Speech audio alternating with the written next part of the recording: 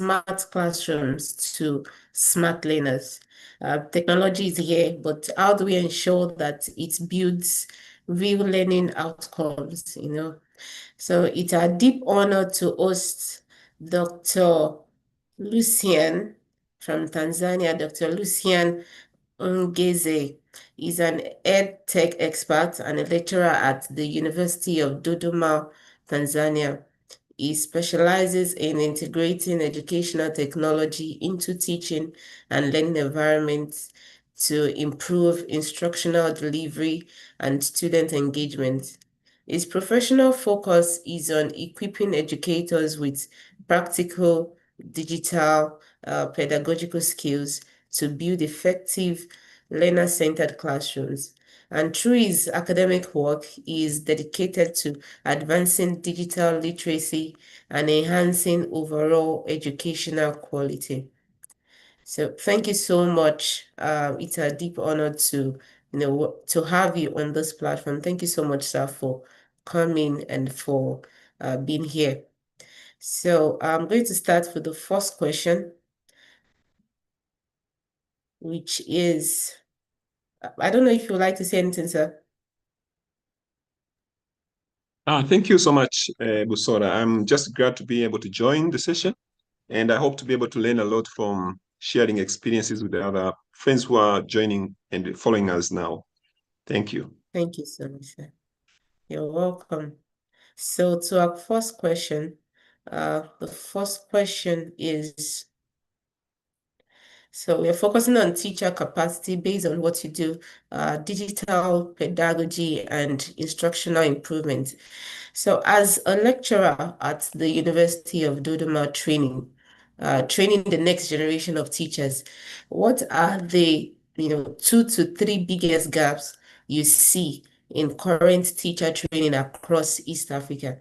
And what bold changes are needed now to prepare educators to create a truly learner-centered digital classroom? All right. Thank you so much for that question, Bubora. So I think there are a number of gaps that exist in our training programs that we do in many cases. The good thing is that I've been involved in many teacher training programs in Tanzania, and we have also tried to train teachers also on the use of smart classes, smart classrooms to engage learners in many ways. And today, the government of Tanzania is trying to put so many efforts on ICT integration, ensuring that we have many devices coming into perspective in our classrooms, but again, looking into how we engage our teachers to ensure that they have that digital skills they need to be able to make effective integration of technology in teaching and learning. But then as we design these programs, a number of issues that happen, which I think would be the gaps that would be in discussion now, is that one of the gaps that I see in the design of these training programs is that the training programs are designed in such a way that we are only imparting knowledge on how to use the tools more. So we missed that pedagogy part, looking into how the teachers can be able to use this particular tool or this particular application into the teaching process. So we missed that pedagogical part where we speak about the technological, pedagogical, and content knowledge TPAC or framework is not really being seen clearly as we are doing these teacher training programs. So I think if we have to ensure that there is learner-centeredness and we ensure that the technology can be able to bring about some changes in the learning outcomes that as we expected. So it's really critical to ensure that the teachers are also given the other side of the training, focusing on the pedagogical aspect and focusing on how the technology can be integrated to improve performances of students in the classroom, but again, bring about learning outcome that is really visible and seen. So I think it's more on how we design our training programs and looking into what components that need to come in. We need to go beyond giving just knowledge of the software, knowledge of the hardware tools, how you use this projector, but we need to also go beyond that and seeing how we can be able to use it in the classroom at large. So that is one side. And the other side that I see as to why the teachers are really missing the point in terms of integration is that in most cases, when we are designing our training programs, we don't do a thorough analysis of what they need. We don't do a clear training needs analysis of what the trainers need, the teachers need to ensure that we are going to solve their problems. It's just like a sick person. If you don't ask him or her what he is sick, how he's feeling, how is the stomach, do you feel some headache, do you feel some pains in the abdomen? So if you don't ask those questions and look into what the teachers really want, then it becomes a problem. So we need to ensure that the training programs that we're engaging or that we're doing are really, we have done a thorough needs analysis to ensure that we can be able to respond to the needs of the teachers and see how we can be able to help our teachers move forward in the context and help them engage in many ways they can be able to do. So training needs analysis is very important so that you get to answer the problems, the challenges, the issues, and how the cases that the teachers would be bringing on top of the table would be solved and how they can be able to move forward. So that is critical as the way I see from the experiences I've been doing, the teacher training programs I've been engaged in and involved. And maybe one last gap I see in the training design, the programs that we design, the gaps that I see is more on misalignment in terms of what we offer or we train teachers on, and then the other side of the impact to look into the impact assessment. So in most cases, when we do teacher training programs, we just impart knowledge, impart the skills a little bit on what they expected, but then we don't see the other side of what has been the change that has taken place over maybe 2 months, 3 months, or 4 months after the training. So that analysis, impact analysis, we forget, most of the time we forget to do this analysis, which would basically be able to inform us on how the teachers are changing in terms of their attitude and in terms of the skills and competencies as well in the classroom, and how they are trying to change their practices in a way that can be able to improve teaching and learning practices. So basically, I think of these key areas and as key gaps that need to be really worked on as we are designing our training programs to ensure that we can bring about learner-centeredness, but again, bring about smart learning outcomes as expected. Over to you, Buson. Thank you so much, sir, for that insightful response. So, to the second question, to you is, so many digital initiatives, they struggle with sustainability and teacher buy-in. So from your experience, what approaches, or maybe one or two approaches to continuous professional development and school level support have actually worked to help teachers move beyond basic tool use to meaningfully improving student engagement and learning outcomes? Okay. So I think many of the programs, yes, might really be failing because of a number of problems. So I think one of the problems that I see that can be able to help sustainability in the process and ensure that the training programs becomes really relevant is what we call engaging the stakeholders. I mean, the stakeholders in this context are the teachers, those who are going to get the training. So engage the stakeholders from day one. From the time when you do needs analysis, you talk to them, you think of the problems they have, and then you come to design the training program. So the teachers are in the chain, they keep on moving forward. And then you come to the implementation. So engage them, put them in the chain, ensure that they are also available in participating. Then engage them even in the process when you're doing evaluation. In that case, they'll be able to own the process. They will also be able to participate in each and every stage.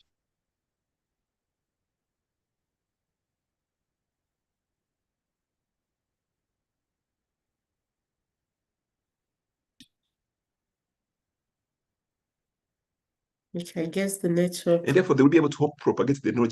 While we are doing that, okay, yeah, there was a network error. So most important is that while we are designing, we have to ensure that we are putting everyone in the cycle. While we are designing a training program, we have to ensure that we are putting everyone in the cycle and making sure that they are also participating in generating the knowledge. And what is critical here is that let's ensure that the teachers are involved, even in the process when we are doing impact assessment. But again, let's ensure that teachers are involved in planning what we are going to do after the training program ends.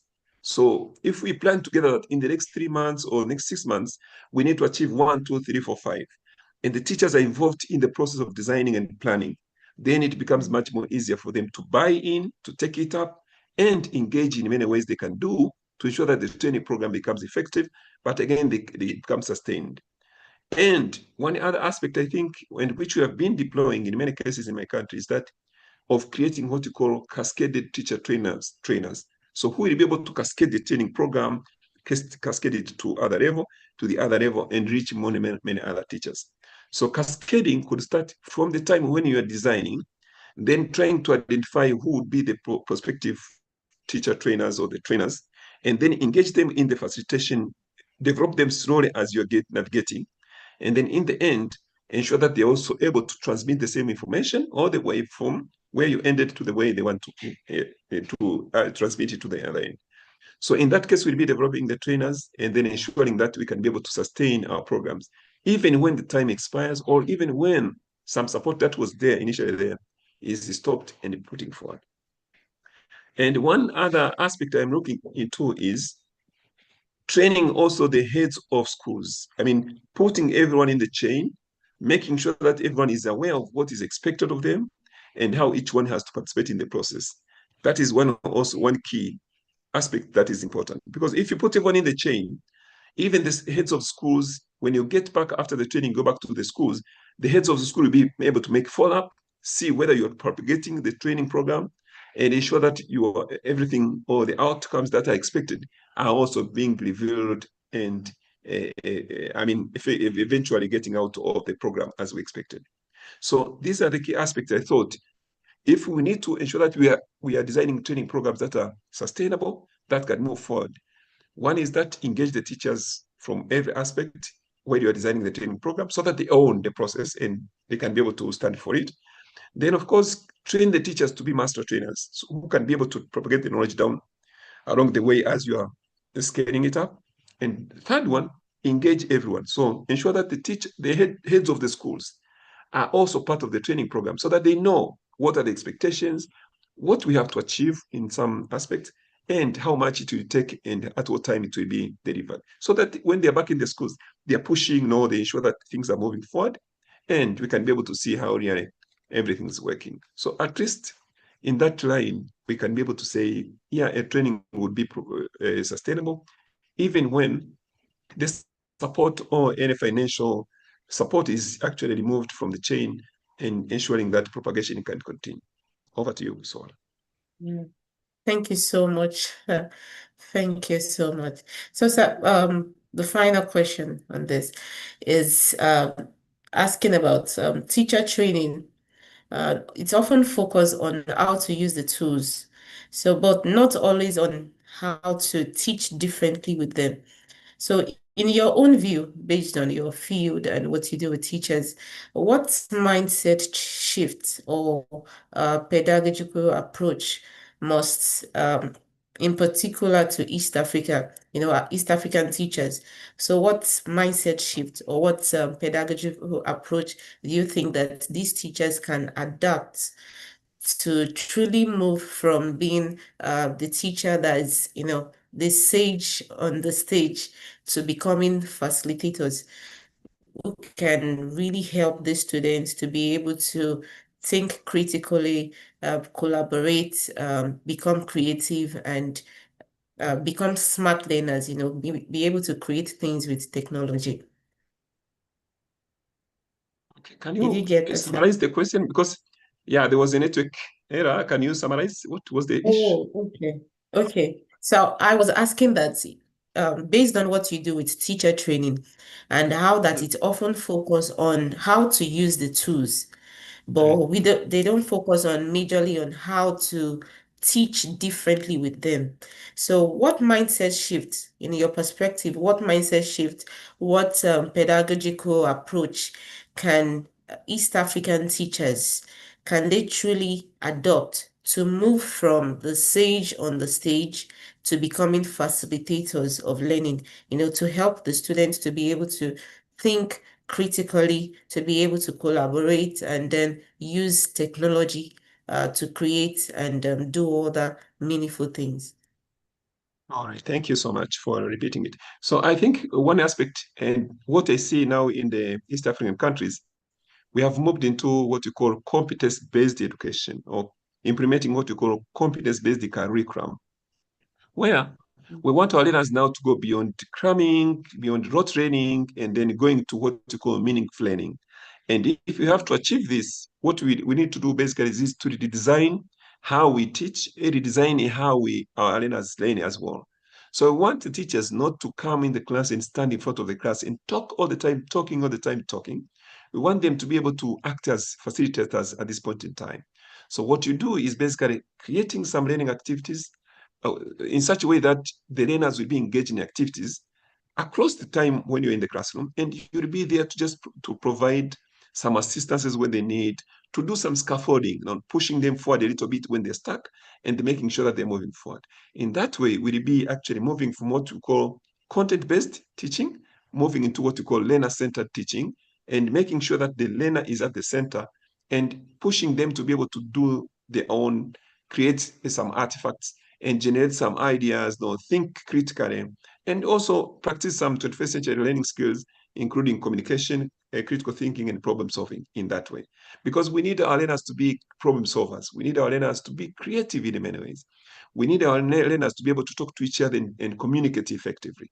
If we don't give them the chance to speak, openly, talk to each other, discuss, share some ideas, then we are limiting them of these opportunities of growing, but again, maturing in the age of 21st century.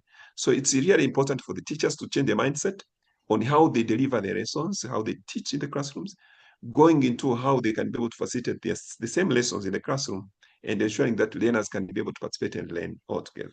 So that is basically what could be the key. And in that aspect, we can do that using technology tools as well.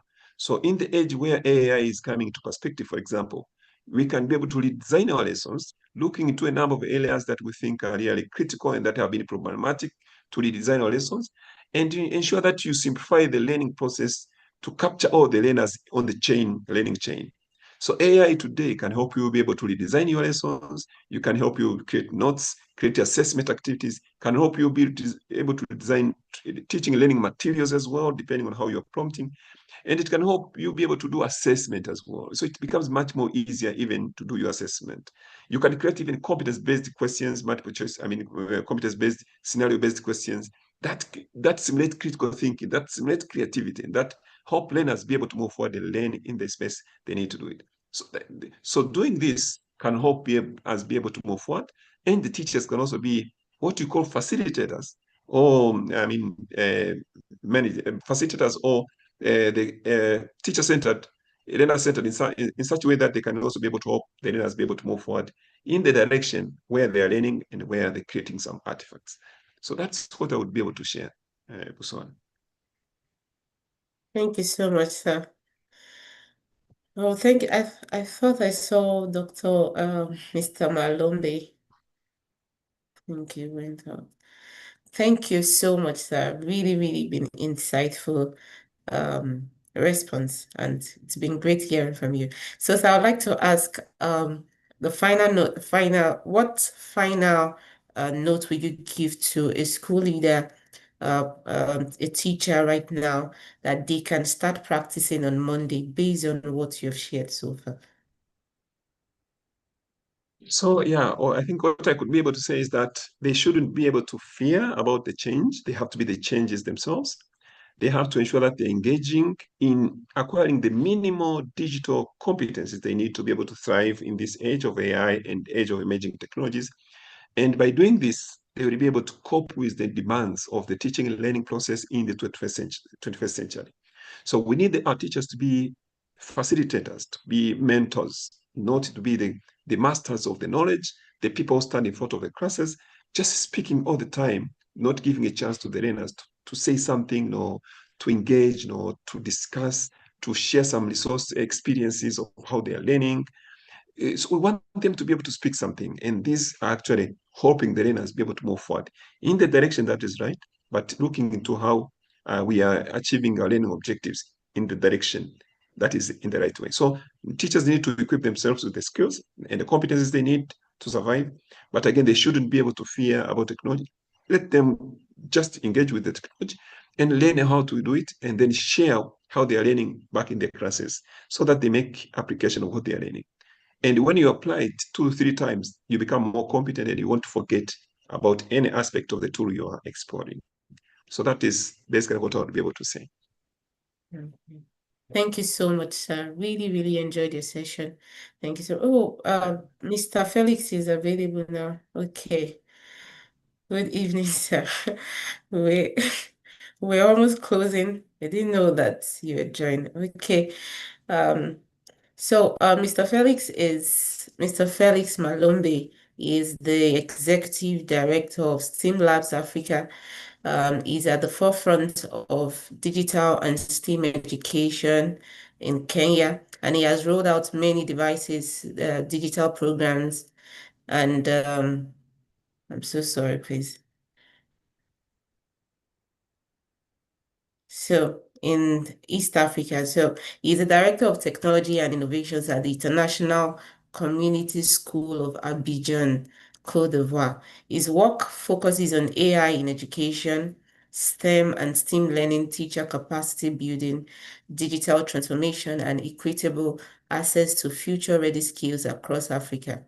Through STEAMlabs Africa, he has supported large-scale educators skilling initiatives with partners including Microsoft, Canva, Raspberry Pi Foundation, Code.org, TSC, SIMAS-T, sorry, and KNEC, Kenneth, is passionate about helping educators and young people use technology creatively, responsibly, and meaningfully for real-world impact. So make welcome with me, Mr. Felix Malumbe. You're welcome, sir. We already because of time, we already had the first speaker. We should have been simultaneous actually. So, okay, to your question, sir. The first question is, so what is one practical success story or promising initiative you've seen or you've been a part of in East Africa that shows real potential in moving from smart classrooms to a truly developing smart learners, to truly developing smart learners, rather. Did you Thank you hear me, very sir? much. Okay. Yeah, I can hear you. Can you hear me? Yes, I can. Yeah. The one thing that I can speak about is the place of the teacher in this world.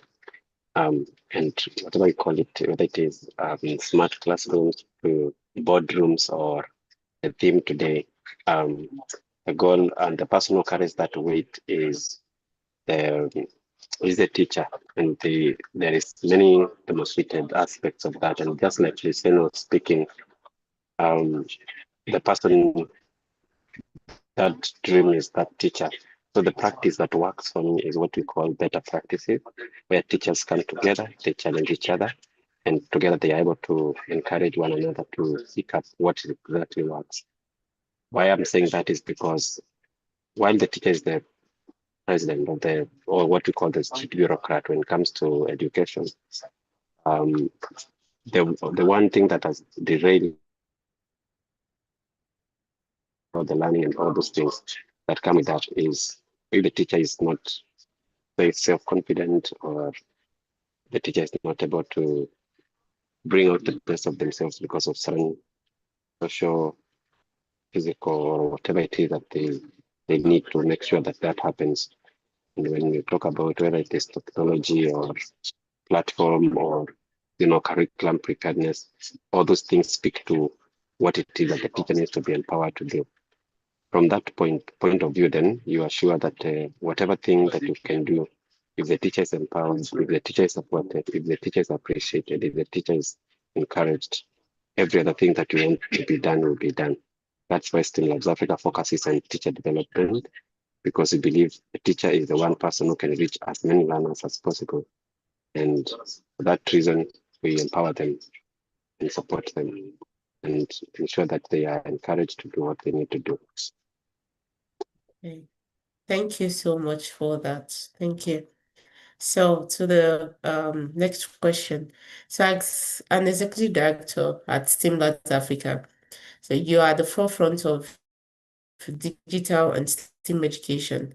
And Kenya has rolled out many devices, digital programs, yet many are still used for passive learning. So what must change practically in schools, for teachers, in policy? How do we move from smart classrooms to producing genuinely smart, creative, and problem-solving learners instead of consumers of technology? Thank you for that question. And I'll just stick to, there is a book by a lady called Lizzie Colby, which says, learning first, technology second. And the fact that the government in 2013 rolled out very many devices in schools across the country just tells you that many times when these things are done by government or entities, their effort is to support what they think is right, whether it is through policy and support. But there is nothing that you can do if the person who is going to implement that is not ready for that. So these devices were, and I'll answer the question like what needs to be done, but the devices were, sent or released or distributed in the schools, and then the teachers, for fear of responsibility and concerns around their safety, took them, locked them in the offices. And that happens everywhere.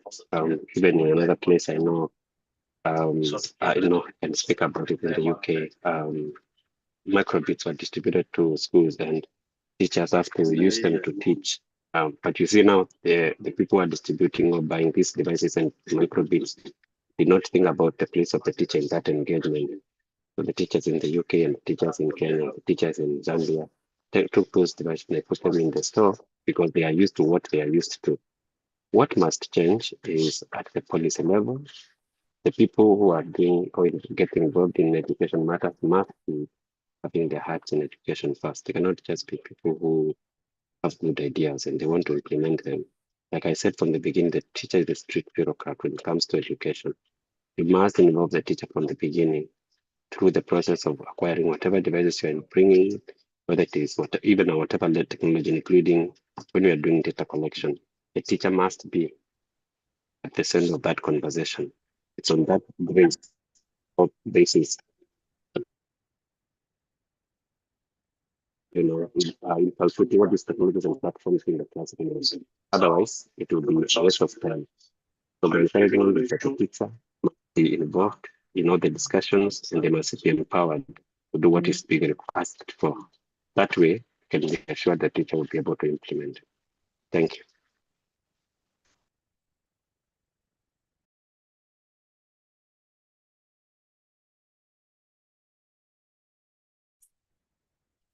Okay, so sorry, that was network. I'm back. Yeah, I just said that whatever policymakers are doing or people are involved in education, whether it's ministries or governments, they cannot just come up with ideas that they think are the right things and bring devices to teachers or whatever it is that they want to, they think is the savior.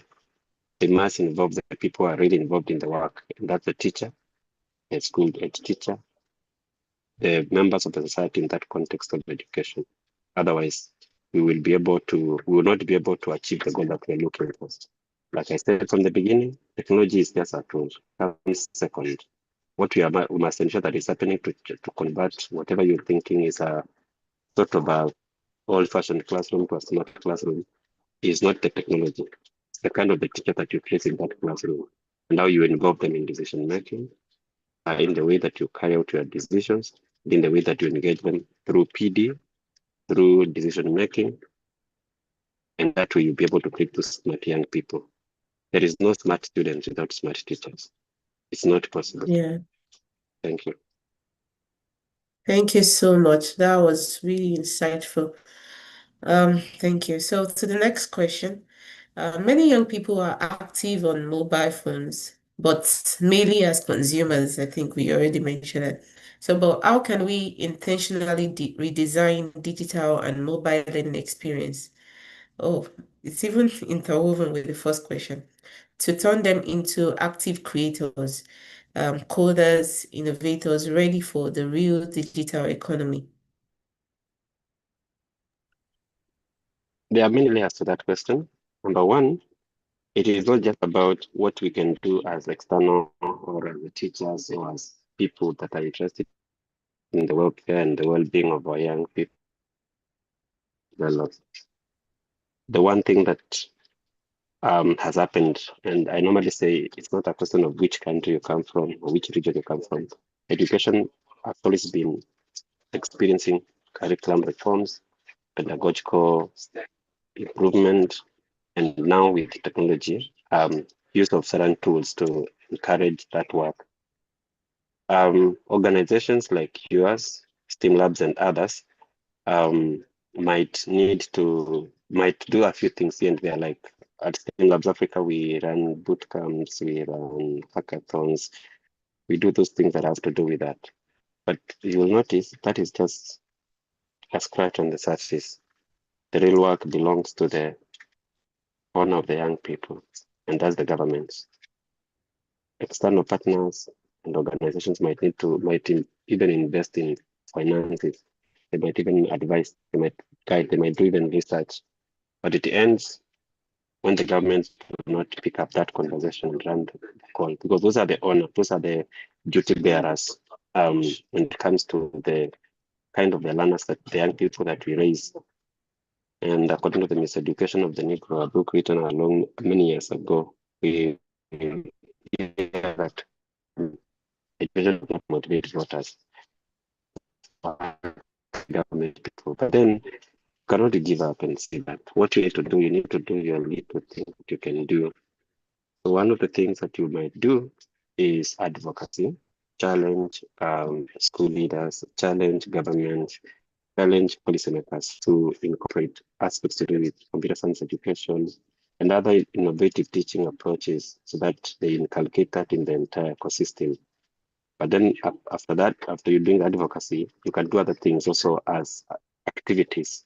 Say, you might run programs like code clubs, you might run programs like the hackathons as extracurricular activities within schools, and challenge teachers to pick up with you and encourage them to do the communities of practice so that they pick up that. And that's what we do at STEAMLabs. We also partner with organizations that are trying to spearhead that conversation and try to see if you can persuade where possible, to see if the government entities can, join hands with these private entities to realize the goal of empowering young people. But stay at home, you can do something. As a parent, you have a big role of not blocking a child from using technology, but guiding them and leading them in that aspect so that you don't lose them, but you'll be able to support them to do what they need to do. Secondly, at skill level, you can also propose ways in which you can collaborate with this, whether it be through STEAMLabs, Emerald School, African Schools networks, and find what needs to be done. But one of the things that you must do is do not buy those things that people buy, robotics, technologies and those things, before you empower the people that needs to be empowered to sustain this.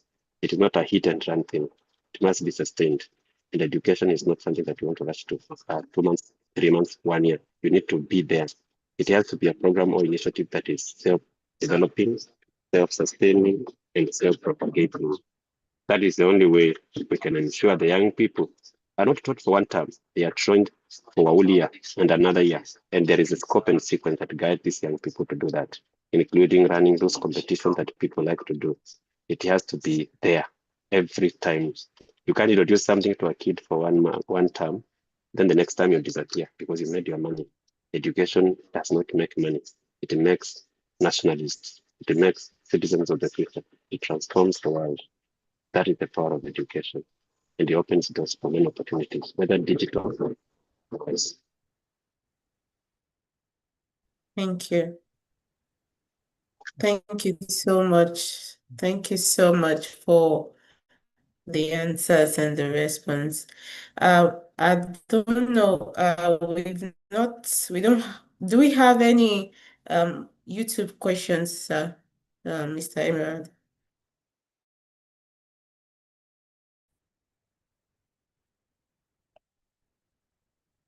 If there's any, you can just help post it on the chat.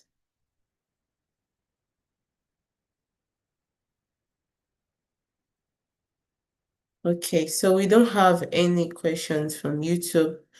Thank you so much, Dr. Lucian. Thank you so much for your time, your wisdom, and for what you're doing in East Africa's education. Thank you so much, Mr. Felix Malombe. Thank you for the time, for the wisdom, for sharing what you do and the impact so far. We are truly, truly grateful. I want to say thank you to our audience. Thank you to everyone who has joined across Africa and the diaspora.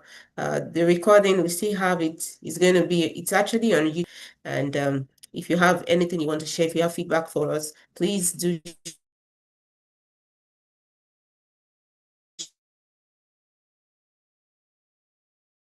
share it on the YouTube chat. And let's keep thank you so much, everyone. Bye-bye.